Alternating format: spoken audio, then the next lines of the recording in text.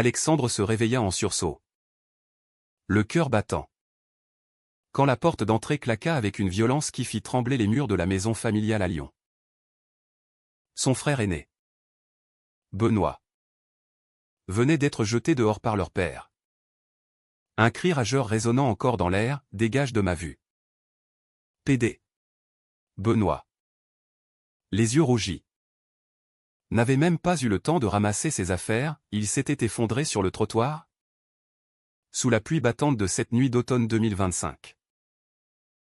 Alexandre, caché derrière la fenêtre de sa chambre, sentit une lame glacée lui transpercer la poitrine, il savait que ce pouvait être lui.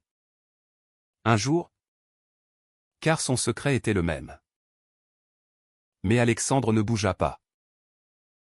À 28 ans, ingénieur en informatique dans une entreprise locale, il choisit de rester. Pas par peur immédiate, mais par calcul froid.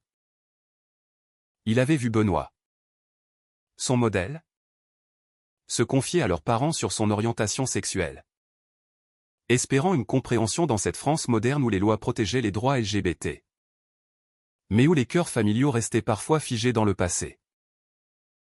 Leur père, un ouvrier retraité conservateur, imprégné de valeurs catholiques traditionnelles, avait explosé. Leur mère, plus passive, avait pleuré en silence, murmurant des prières pour guérir son fils.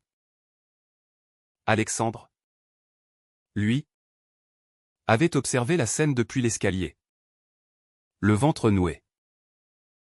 Benoît partit. La maison sembla se refermer comme une tombe. Les jours suivants furent un tourbillon de silence oppressant.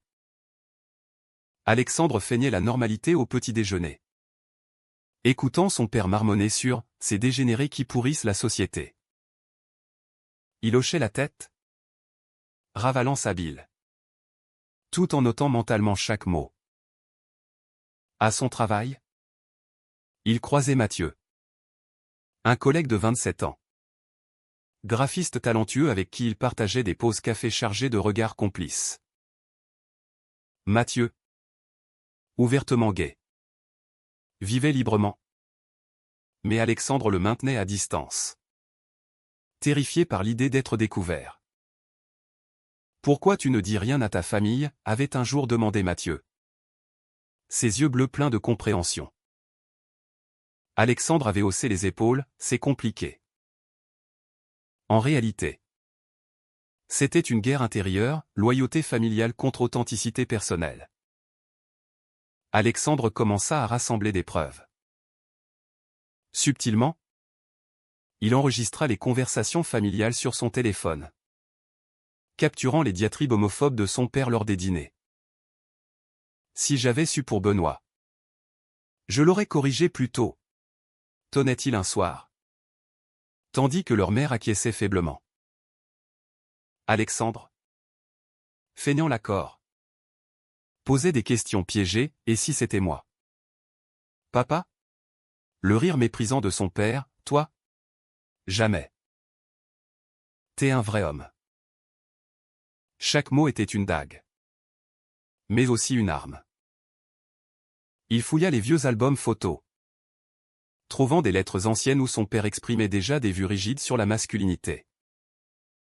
À l'extérieur, la société française évoluait, manifestation pour les droits LGBT à Paris. Loi contre la discrimination. Mais dans cette banlieue lyonnaise, les préjugés persistaient comme une ombre. Un soir, Alexandre rencontra Benoît en secret dans un café discret. Benoît, hébergé chez un ami, avait les traits tirés, mais une lueur de détermination dans les yeux. Ils m'ont brisé. Alex ? Mais je ne regrette pas d'avoir dit la vérité. Alexandre, la gorge serrée, confia son plan, resté pour exposer l'hypocrisie familiale. Et toi ? Tu vis dans le mensonge. Benoît avait raison, Alexandre luttait contre ses sentiments pour Mathieu. Des sentiments qui grandissaient en silence. Une promenade nocturne avec Mathieu.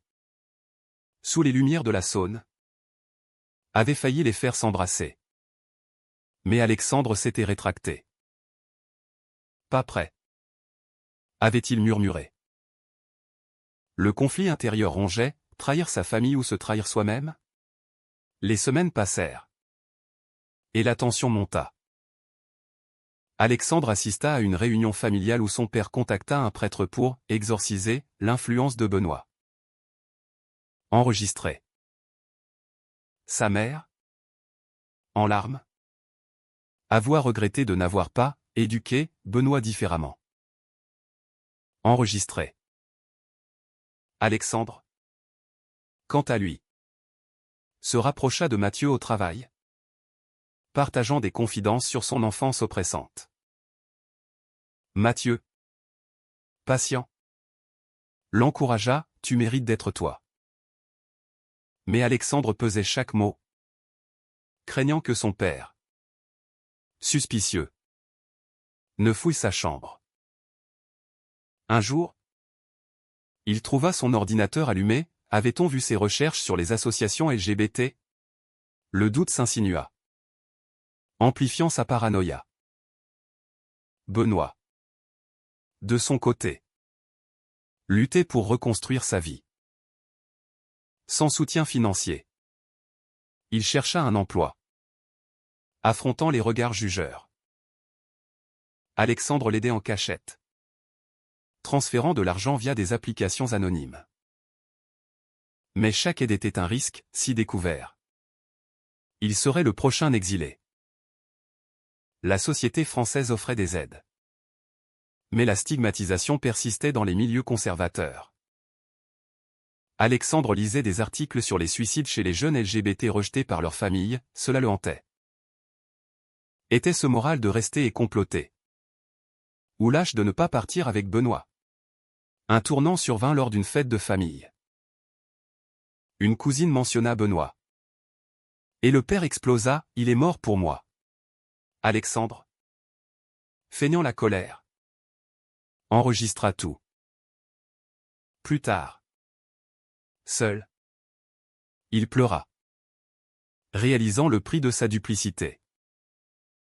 Mathieu, sentant sa détresse, l'invita chez lui. Pour la première fois, Alexandre accepta. Et ils parlèrent jusqu'à l'aube. Pas de contact physique, mais une connexion profonde. Je t'aime bien, Alex, avoua Mathieu. Alexandre, terrifié, répondit, moi aussi. C'était le début d'une faille dans son armure. La pression familiale s'intensifia. Le père organisa une thérapie de conversion illégale via un groupe clandestin. Alexandre, infiltré, nota les détails. Mais son masque craquait, des nuits d'insomnie. Des doutes moraux. Était-il en train de devenir comme eux? Manipulateur? Benoît l'avertit, sors de là avant que ça te détruise. Mais Alexandre persistait, convaincu que l'exposition publique forcerait un changement. La société, avec ses débats sur l'homophobie, lui donnait espoir. Pourtant, chaque jour, il payait le prix, isolation émotionnelle. Mensonge constant. Les mois s'écoulèrent. Et Alexandre approfondit son plan. Il contacta une association LGBT à Lyon. Anonymement. Pour conseils légaux. Vous pouvez porter plainte pour discrimination familiale, lui dirent-ils. Mais Alexandre voulait plus, une destruction symbolique. Exposer l'hypocrisie pour que sa famille affronte ses démons. Il accumula des preuves, emails de son père à des groupes conservateurs. Discussions enregistrées sur l'homosexualité comme « maladie ». Sa mère, complice par omission, avoua en privé ses peurs sociétales, que diront les voisins. Alexandre, feignant l'empathie. Enregistrait tout. Au travail, sa relation avec Mathieu évoluait. Des déjeuners volés. Des messages codés. Mathieu, ouvert sur son passé, rejeté par des amis mais soutenu par sa famille progressiste, inspirait Alexandre. La liberté a un prix. Mais le mensonge en a un plus grand. Un soir, après une journée tendue, ils marchèrent dans les rues de la Croix-Rousse. Mathieu prit sa main, Alexandre la serra. Le cœur en feu. C'était leur premier geste public. Discret mais libérateur. Mais rentré chez lui, la réalité frappa, son père. Suspicieux. Interrogea sur ses sorties tardives. Alexandre mentit. Mais le doute grandit. Benoît. Stabilisé dans un petit appartement. Pressé, Alexandre, viens vivre avec moi. On reformera une famille. Mais Alexandre refusait. Obsédé par sa vengeance. Il infiltra un forum en ligne où son père postait des commentaires homophobes sous pseudonyme. Preuves collectées. La tension intérieure culminait, rêve de confrontation. Cauchemar de rejet. Était-ce justice ou revanche? La société française, avec ses lois anti-discrimination, offrait un cadre. Mais les cœurs changeaient lentement. Alexandre lisait des témoignages de familles brisées, se questionnant sur le pardon versus la punition. Un incident accéléra tout. Lors d'un dîner, le père découvrit un message de Mathieu sur le téléphone d'Alexandre. Qui est ce type, tonna-t-il. Alexandre, paniqué, inventa un collègue hétéro. Mais le père fouilla plus loin, trouvant des recherches sur les droits gays. L'interrogatoire fut brutal, t'es pas comme ton frère. Alexandre nia. Mais sa voix tremblait. Sa mère, inquiète, plaida, laisse-le. Cette nuit-là, Alexandre pleura seul, réalisant qu'il était au bord du gouffre. Mathieu, contacté. Offrit refuge, viens chez moi. Alexandre hésita. Loyauté versus amour. Le lendemain, Alexandre confronta Benoît. Je vais tout révéler. Benoît. Alarmé, et si ça les détruit? Ils sont nos parents. Débat moral, vengeance justifiée? Alexandre argua que l'exposition forcerait le réveil. Mais intérieurement, il doutait. La pression sociétale pesait, amis hétéros le questionnaient sur son célibat, renforçant son isolement. Mathieu devint son ancre. Leur rencontre secrète un baume. Un baiser volé dans un parc. Premier contact intime. Électrisa Alexandre. Mais le guilt suivit, trahissait-il sa famille en aimant? La famille organisa une réunion pour guérir Benoît à distance. Alexandre enregistra les prières collectives. Les discours haineux. Mais un cousin, progressiste, le confronta en privé, tu sais que c'est mal. Ce qu'ils font. Pourquoi tu restes? Alexandre confia partiellement son plan. Le cousin avertit, la haine engendre la haine. Cela sema le doute. Alexandre lut des livres sur la psychologie du rejet familial. Comprenant les racines, éducation rigide. Peur du changement. Pourtant, sa colère bouillonnait. Mathieu, sentant la crise, proposa une escapade à Paris. Là, sous la tour Eiffel, ils parlèrent librement. Je t'aime, Alex. Sors de cet enfer. Alexandre, ému, Répondit, bientôt. Mais rentrez. La réalité frappa, son père contacta un détective pour surveiller Benoît. Preuve supplémentaire. La paranoïa d'Alexandre grandit, il se sentait observé. Nuit blanche. Décision tourmentée. Était-ce éthique d'espionner sa famille? La société débattait, thérapie de conversion interdite. Mais persistante en sous-main. Alexandre contacta un journaliste anonymement. Préparant l'exposition. Un trahison inattendu survint. Sa mère, fouillant sa chambre, trouva un enregistrement. Confrontation, qu'est-ce que c'est? Alexandre mentit. Mais elle pleura, tu nouais. Pour la première fois. Il craqua, vous avez détruit Benoît. Elle avoua ses regrets. Mais défendit le père. C'est notre éducation. Alexandre, déchiré, choisit de continuer. Mais le prix émotionnel montait, dépression naissante. Distance avec Mathieu. Benoît, informé, supplia, arrête avant que ça te consume. La haute tension culmina lors d'une fête nationale. Le père, ivre, déblatéra contre les parades gays. Alexandre enregistra. Mais explosa intérieurement. Rentré. Il appela Mathieu en larmes. Je ne peux plus. Mathieu, alors part. Décision imminente, rester et détruire. Ou fuir et guérir? Alexandre accéléra son plan. Contactant un avocat spécialisé en droit LGBT. Avec ses preuves. Vous pouvez poursuivre pour harcèlement moral.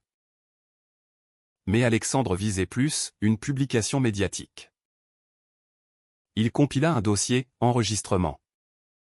Email. Témoignage. La lutte intérieure rageait, justice ou destruction? Il imaginait le visage brisé de sa mère. La rage de son père. Était-ce le bon choix? La société française. Avec ses avancées comme le mariage pour tous. Contrastait avec les poches de conservatisme. Alexandre assista à une manif à Lyon. Anonyme. Sentant la solidarité. Mathieu devint central. Leurs rendez-vous secrets évoluèrent en soutien mutuel. Tu es fort, Alex. Mais la vengeance ne guérit pas. Un week-end volé à la campagne. Ils partagèrent des rêves, vie commune. Liberté. Alexandre, pour la première fois, se sentit entier. Mais le retour à la maison raviva le conflit, mensonge quotidien. Regard suspicieux. Son père, sentant quelque chose, le pressa sur son célibat anormal. Alexandre dévia. Mais le nœud se serrait. Benoît, reconstruit, trouva un emploi stable. Il invita Alexandre, rejoins-moi. On affrontera ensemble. Débat fraternel, Benoît plaidait le pardon. Alexandre la confrontation. Ils doivent payer. Benoît, et nous? On paie déjà. Alexandre douta. Lisant sur les cycles de trauma familial. Sa mère, sentant la distance, tenta un rapprochement, parle-moi. Mon fils. Alexandre, tenté, retint ces mots. Trahison ou loyauté? Un événement choc, le père découvrit un appel de Mathieu. Interrogatoire violent, Tégué-toi aussi? Alexandre nia farouchement. Mais le père frappa la table. Si oui. Dehors. Alexandre, tremblant, s'enferma. Appel à Mathieu, c'est fini. Mais au lieu de fuir, Il décida d'avancer le plan. Contact avec un blogueur influent sur les droits LGBT. Publier ça. Le dossier envoyé anonymement. La peur le rongeait, conséquences imprévisibles. La famille. Ignorante. Organisa un repas. Tension palpable. Le père vanta ses valeurs traditionnelles. Alexandre. Silencieux. Bouillonnait. Sa mère. Intuitive. Murmura, quelque chose ne va pas? Il secoua la tête. Intérieurement. Culpabilité, détruirait-il leur vie? Lecture sur l'éthique, Kant versus utilitarisme. Pour le bien commun. Exposer l'homophobie. Mais personnellement. C'était vengeance. Mathieu. Alarmé par le plan. Confronta, et si ça te détruit toi? Dispute, Mathieu voulait fuite. Alexandre justice. Je t'aime. Mais je ne supporterai pas de te voir brisé. Alexandre. Déchiré. Première réflexion. Nuit tourmentée, rêve de famille unie versus réalité brisée. Benoît. Informé du plan. Averti, réfléchit aux retombées sociales. Papa perdra son honneur. Alexandre, il l'a mérité. Motin au culminant. La publication approchait. Alexandre vérifiqua les preuves. Ajoutant un témoignage personnel anonyme. La société réagissait à des cas similaires, scandales familiaux exposés. Espoir de réveil. Mais un appel de sa mère changea tout, Benoît m'a appelé. Il veut revenir. Mensonge? Piège? Alexandre. Parano. Refusa. Tension maximale. Le jour J. L'article parut en ligne, une famille lyonnaise brisée par l'homophobie, preuves accablantes. Anonyme. Mais identifiable. Le père. Furieux. Hurla, trahison. Confrontation familiale, accusation vol. Alexandre. Cornet. Avoua, c'est moi. Choc. Le père, dehors. Mais Alexandre tint bon, vous avez détruit Benoît. Maintenant. Affrontez-vous. Sa mère pleura, pourquoi? Réponse, pour la vérité. Le chaos s'ensuivit. Médias locaux reprirent. Société réagit, soutien LGBT versus défense traditionnelle. Alexandre. Expulsé. Rejoignit Mathieu. Libération. Mépris, famille brisée. Benoît. Ambivalent, tu as gagné. Mais à quel coût? Alexandre. En larmes. Embrassa Mathieu. Premier pas vers guérison. Les retombées furent immédiates.